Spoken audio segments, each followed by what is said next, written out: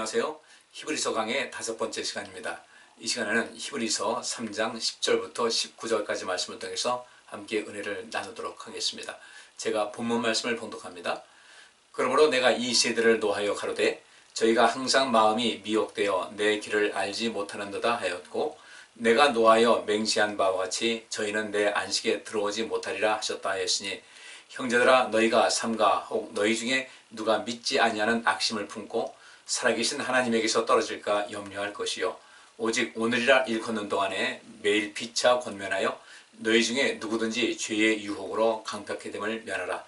우리가 시작할 때에 확실한 것을 끝까지 견고히 잡으면 그리스도와 함께 참여한 자가 되리라. 성경에 일렀으되 오늘날 너희가 그의 음성을 듣거든 노하심을 격동할 때와 같이 너희 마음을 강팍해 하지 말라 하였으니 듣고 경록해 하던 자가 누구뇨? 모세를 쫓아 애굽에서 나온 모든 이가 아니냐. 또 하나님이 40년 동안에 누구에게 노하셨느뇨? 범죄하여 그 시체가 광야에 엎드러진 자에게가 아니냐. 또 하나님이 누구에게 맹세하사 그의 안식에 들어오지 못하리라 하셨느뇨? 곧 순종치 아니하던 자에게가 아니냐. 이로 보건대 저희가 믿지 아니함으로 능히 들어가지 못한 것이라. 아멘. 히브리서는 유대인으로서 기독교를 개종한 사람들, 그들에게 이제 진정한 복음의 그 가치를 알고 또 믿음 가운데 굳건히 설 것을 부탁하기 위해서 기록된 책이라는 것을 제가 말씀을 드렸습니다. 그리고 처음에는 이제 구약 성경에 있는 것을 인용함을 통하여 예수님께서는 하나님의 아들이시고 또 그리스도로 이 세상에 오셨다는 것, 그분께서 우리의 모든 죄를 속량하시고 우리는 그분으로 말미암아 영원한 생명으로 들어가게 됐다는 것을 이렇게 쭉 기록을 하고 있죠. 앞에 부분에서 나와 있는데, 근데 이제 3장에 들어서면서 과거 이스라엘 백성들이 모세의 인도를 받아서 이제 가나안 땅으로 향하는 그 과정 속에서 하나님을 거역하던 그 모든 것을 다시 상기시키고 있습니다.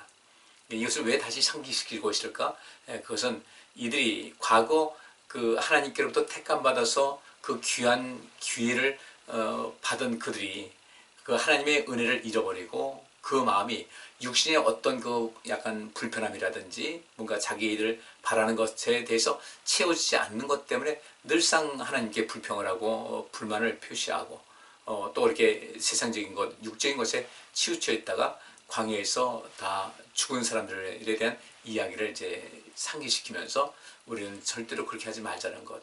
예수님께서 우리를 살리셔서 이 땅에 오신 것은 하나님의 아들로서 오신 것이고 하나님의 아들이신 예수님을 보내신 분이 하나님인 것을 알았으면 우리 마음을 절대로 강팍해 하지 말고 오직 믿음으로 굳건히 서서 하나님을 온전히 믿고 예수 그리스도를 온전히 믿음을 통해서 우리가 그 안식에 넉넉하게 들어가야 될 것이 아니냐는 것을 이야기를 하고 있습니다. 그런데 여전히 이 히브리서가 기록될 때만 해도 그렇게 믿음 가운데 모두가 다 굳건히 서면 좋은데 그렇지 못한 경우가 참 많이 있었다는 것을 우리는 잘 알고 있습니다. 이런 점에서 우리 모든 성도님들, 특별히 오늘 말씀은 서로 피차 권고해서 그의 안식에 들어가는 모든 것에서 누락되는 자가 없도록 신경 쓸 것을 이렇게 간곡히 부탁을 하고 있는데, 이 부분에서 우리는 공동체의 그 힘을 가지고 서로가 서로를 살리고 우리 모두가 그 주님의 나라에 안착하는 그런 삶을 살아가야 될 줄 믿습니다. 10절 말씀 보면요. 그러므로 내가 이 세대를 노하여 가로되 저희가 항상 마음이 미혹되어 내 길을 알지 못하는도다 하였고, 이전에 이제 그런 말씀을 하셨죠. 또 그런 일이 있었고, 여기서 마음이 미혹됐다는 것은 길을 잃게 하다, 또 빗나가다, 방황하다 이렇게 되는데, 누군가 이 길을 잃게 하고 빗나가고 방황하게 하는 그런 모든 역사를 사실 사단이 하는 것이죠. 사단이 그렇게 해서 사람들을 미혹할 때 내가 미혹된 우리도 책임이 있는 거예요. 누군가 미혹이 되었다 하면 미혹된 사람도 책임이 있는 거죠. 그래서 성경에는 그 죄에 대해서 무지한 것이 죄라고 이렇게 말을 하고 있습니다. 우리는 이 하나님 말씀을 잘 알고 우리 어떤 경우도 미혹되지 말고 하나님의 뜻대로 인생을 살아갈 필요가 있는 것이죠. 그래서 과거의 이스라엘 백성들 그 모습이 항상 마음이 미혹이 됐어요. 여전히 그 마음이 세상에 속해 있었기 때문에 그렇죠. 좀 더 하나님을 바라보고 온전히 믿음을 가지고 살았으면 그렇지 않았을 텐데 미혹되었어요. 미혹되다 보니까 자꾸 길을 잃어버리게 되고 빗나가고 방황하다 보니까 하나님께서 정하신 그 길을 알지 못하는 거죠. 그래서 11절 보니까 내가 노하여 맹세한 바와 같이 저희는 내 안식에 들어오지 못하리라 하셨다 하였으니, 그들의 안식에 들어가지 못했어요. 가나안 땅에도 들어가지 못했고 또 주님의 안식에도 들어가지 못한 이런 상태가 된 겁니다. 그래서 12절에 형제들아 너희가 삼가 혹 너희 중에 누가 믿지 아니하는 악심을 품고 살아계신 하나님에게서 떨어질까 염려할 것이요. 우리 자신이 우리 또 자신도 그렇고 우리 중에 이 공동체 안에 있는 그런 모든 성도 중에 누군가가 믿지 아니하는 악심을 품고 살아계신 하나님에게서 떨어질까 염려하라. 우리 자신을 잘 지키는 것도 필요하지만 이 당시 말씀하신 것은 공동체 안에서 이 신앙 공동체 안에서 그중에 누구 하나라도 떨어지면 안 되겠다는 그런 간절한 마음이 담겨 있는 거죠. 여기서 악심을 품었다는 것은 병든 마음을 갖고 있는 거예요. 나쁜 마음을 갖고 있고 불행이나 재앙을 초래하는 그런 마음, 무기력한 마음, 해로운 마음 이런 것을 품고서 결국은 그런 그 모든 마음이 있으니까 하나님께서 멀어지는 거죠. 우리가 하나님에게 분명하게 있게 되면요, 우리의 믿음도 자라게 되고 우리 속에 희망이 늘 차오르게 됩니다. 그 희망이 차오르고 내가 믿음이 있으니까 하나님 사랑하고 이웃 사랑하는 그 사랑의 실천이라는 것은 자연스럽게 되는 것이죠. 근데 우리 안에 가끔 그 악심이 이제 자리한다는 거죠. 바울도 그 얘기를 했어요. 내 마음으로는 항상 하나님께서 원하시는 선을 추구하는 그런 그 간절함이 있지만은 내 속에 또 다시 어떤 또 다른 악이 있음을 내가 발견한다. 근데 그 악이 내 안에 있는 악을 발견한다는 것도 참 위대한 일이죠. 우리가 늘 우리 자신을 돌아볼 필요가 있는 것이 그렇게 해야만 우리 안에 있는 악을 내가 발견하고 그 악을 물리칠 수가 있다는 것입니다.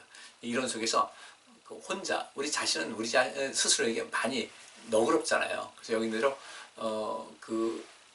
누군가 그 믿지 아니하는 악심을 품고 살아계신 하나님에게서 떨어질까 염려할 것이다. 그리고 13절에 오직 오늘이라 일컫는 동안에 매일 피차 권면하여, 이 공동체의 힘이죠. 매일 피차 권면하여 누구든지 죄의 유혹으로 강팍해 됨을 면하라고 하면서 우리가 시작할 때 확실한 것을 끝까지 견고히 잡으면 그리스도와 함께 참여한 자가 되리라. 이 그리스도와 함께 참여한 자가 된다는 것은 그리스도께서 어떻게 계십니까? 하나님 나라에 계시죠. 그분과 함께 참여한 자가 된다는 것은 구원의 확실성이 보장이 된다는 거예요. 시작할 때 확실한 것을 끝까지 견고히 잡으면이라는 말씀이 있습니다. 사실 우리의 초신자일 때 보면 참 물불안가리고 열심히 주님 섬기는 그런 때가 있었죠.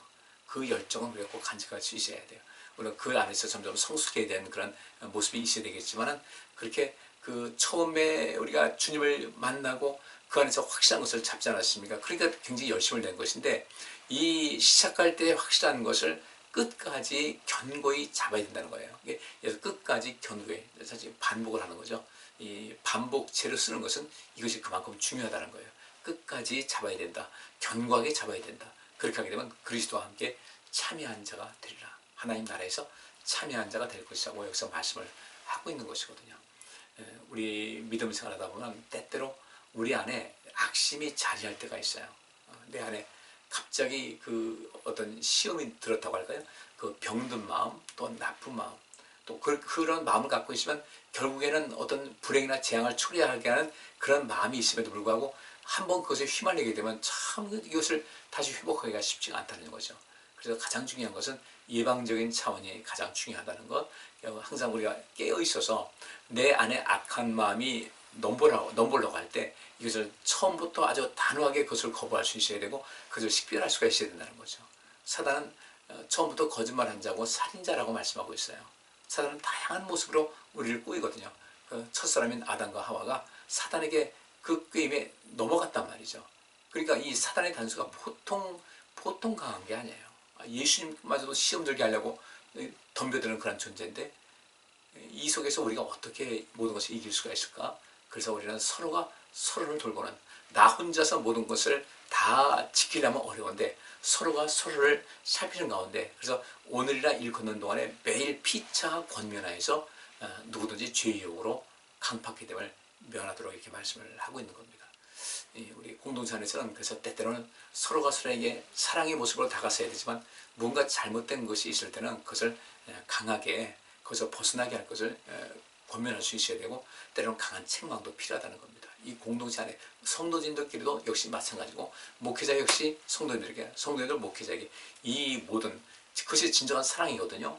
우리가 마지막까지 견뎌서 그리스도 안에서 함께 참여한 자가 되기 위해서는 그렇게 해서 온전한 모습이 되어야 되는데, 그 온전한 모습이 되기 위해서 서로가 서로에게 힘이 되어주고 위로자가 되어주고 사랑이 되어주고 또 그 속에서 때로는 강하게 책망하는 그런 모습도 있어야 된다는 것을 말씀을 하고 있습니다. 그렇게 해서 끝까지 견고히 잡는 모습이 되어야 된다는 것이죠. 15절 말씀 보니까 성경에 일렀을 때 오늘날 너희가 그의 음성을 듣거든 노하심을 격동할 때와 같이 너희 마음을 강팍히 하지 말아라. 주의 음성을 들었으면 순종해야 되지 않겠어요? 근데 주의 음성을 들으면 막 사람들이 여기 분노가 차올랐어요. 우리 그 민수기에 보면 그런 말씀이 상당히 많이 나오고 그 외 성경에도 많이 나오는데, 우리가 주의 음성을 들었으면 그들이 노하심을 격동할 때 같이 우리 마음을 강팍히 하지 말아야 되는데, 이 강팍히 한다는 것은 돌같이 단단해진다는 것을 말하고 있습니다. 어떤 말씀도 귀에 들어오지 않아요.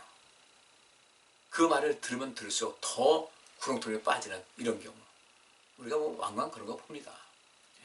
이 귀를 막은 사람들, 마음이 닫혀있는 사람들은 말하면 말할수록 더 잘못되는 그런 길로 나가는 경우가 왕왕이 있거든요. 우리는 그렇지 말아야 된다는 거죠. 그래서 듣고 16절에 듣고 경록히 하던 자가 누구냐. 근데 이 경록히 하던이라는 것이 반역하던이라는 뜻입니다. 듣고 경록히 하던, 듣고 경록히 하던이라는 거니까 누구를 경록히 했나 그런 것이 아니라 듣고 하나님을 반역하던, 하나님 말씀을 듣고 반역하던 자가 누구냐. 모세를 쫓아 애굽에서 나온 모든 이가 아니냐. 모세를 쫓아 애굽에서 나왔는데 그들이 주의 말씀을 들을 때, 주님께서 그들을 살리고 그들에게 자유함을 주고 그들에게 이 온 세상을 향한 하나님의 제사장, 그 제사장이 얼마나 높은 지위예요. 얼마나 존귀한 그 지위예요. 그것을 주려고 했는데 그들은 하나님 말씀을 듣지 않습니다. 들을 때마다 그 마음을 더욱더 강팍해 해서 더 악하게 살아가는 그런 그 과거의 그 이스라엘 백성의 역사를 여기서 이야기를 하고 있는데, 또 여기 16절 말씀대로 듣고 그냥 계속해서 반역을 한 거예요. 듣고 분노하는 것뿐 아니라 듣고 반역을 했어요. 그들이 누구냐? 모세를 쫓아 애굽에서 나온 모든 이가 아니냐.